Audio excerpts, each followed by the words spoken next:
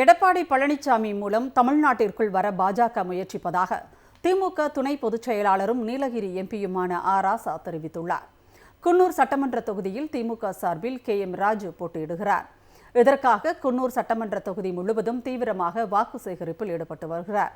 இந்நிலையில் வேட்பாளர் KM ராஜுவுக்கு ஆதரவாக கோத்தகிரி பகுதியில் திமுக துணை பொதுச் செயலாளரும் நாடாளுமன்ற உறுப்பினருமான ராசா பிரச்சாரத்தில் ஈடுபட்டார்.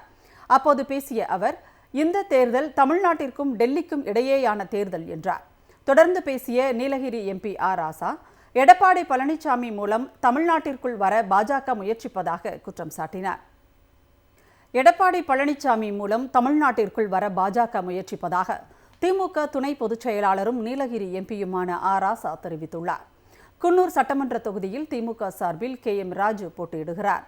இதற்காக குன்னூர் சட்டமன்ற தொகுதி முழுவதும் தீவிரமாக வாக்கு சேகரிப்பில் ஈடுபட்டு வருகிறார். இந்நிலையில் வேட்பாளர் KM ராஜுவுக்கு ஆதரவாக கோத்தகிரி பகுதியில் திமுக துணை பொதுச் செயலாளரும் நாடாளுமன்ற உறுப்பினருமான ராசா பிரச்சாரத்தில் ஈடுபட்டார். அப்போது பேசிய அவர், இந்த தேர்தல் தமிழ்நாட்டிற்கும் டெல்லிக்கும் இடையேயான தேர்தல் என்றார். தொடர்ந்து பேசிய நீலகிரி MP ராசா, எடப்பாடி பழனிசாமி மூலம் தமிழ்நாட்டிற்குள் வர பாஜக முயற்சிப்பதாக குற்றம் சாட்டினார்.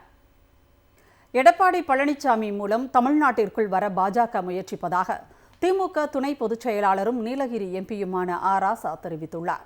குன்னூர் சட்டமன்ற தொகுதியில் திமுக சார்பில் KM ராஜு போட்டியிடுகிறார். இதற்காக குன்னூர் சட்டமன்ற தொகுதி முழுவதும் தீவிரமாக வாக்கு சேகரிப்பில் ஈடுபட்டு வருகிறார். இந்நிலையில் வேட்பாளர் KM ராஜுவுக்கு ஆதரவாக கோத்தகிரி பகுதியில் திமுக துணை பொதுச் செயலாளரும் நாடாளுமன்ற உறுப்பினருமான ராசா பிரச்சாரத்தில் ஈடுபட்டார்.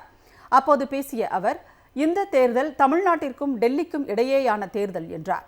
தொடர்ந்து பேசிய நீலகிரி MP ராசா, எடப்பாடி பழனிசாமி மூலம் தமிழ்நாட்டிற்குள் வர பாஜக முயற்சிப்பதாக குற்றம் சாட்டினார்.